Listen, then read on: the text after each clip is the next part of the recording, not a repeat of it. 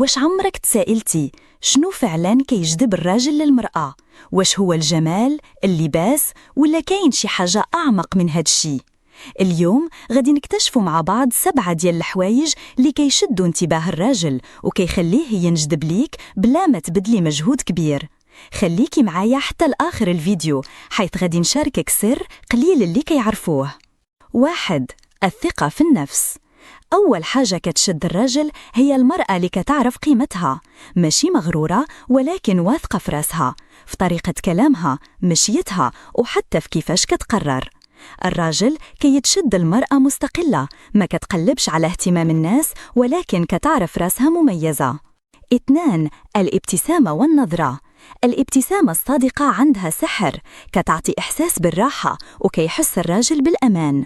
وزيد عليها النظرة الواثقة المباشرة ولكن بلا تحدي، راه لغة العيون كتقول بزاف.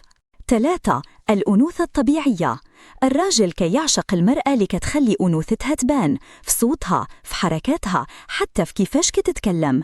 ماشي ضروري تكوني متبرجة بزاف، ولكن تهتمي بنفسك وتخلي الملامح ديالك تبان ناعمة ومريحة. 4. الذكاء العاطفي.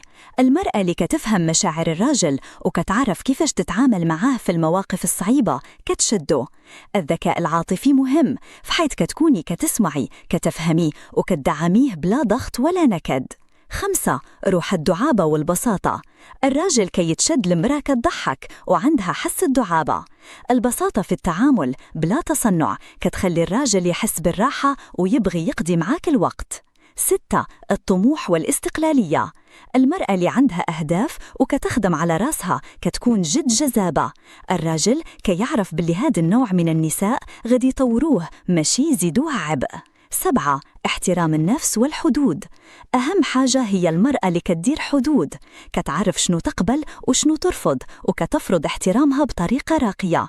الراجل كيحترم المرأة اللي ما كتخليش شي حد يتجاوز عليها، وهذه كتزيد من قيمتها في عيونه. في النهاية الجاذبية الحقيقية ماشي في الشكل ولكن في طريقة التفكير، في الأناقة الداخلية وفي الطاقة اللي كتعطيها للناس.